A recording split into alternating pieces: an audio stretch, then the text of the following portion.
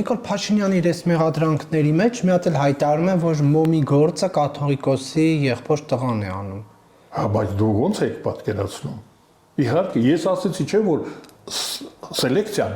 այդ զտիչը վատն է։ Ես դրա համար եմ ասում, մեր արդարադատության նախարարությունը պետք է լիցենզիան հետ կանչի։ Ում։ Կրոնական կազմակերպությունների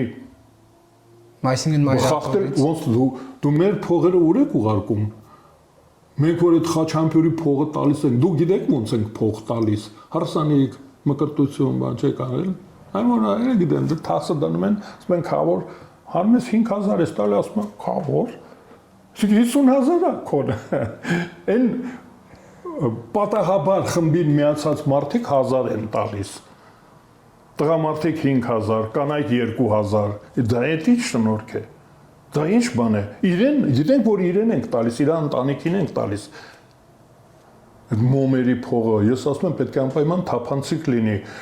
Ազնիվ հոգևորականներին եմ ես պաշտպանում։ Ազնիվ հոգևորականը ինչ անի։ Այդ դրանց մեջ ինչ անի հոգևորականը, իսկապես հոգևորականը։ Այդ ձեր ասած այ որ մարդը հենց նվիրում է իր կյանքը մեզ հավատացյալներին կապն է ապահովում Աստծո հետ, մեզ սովորեցնում է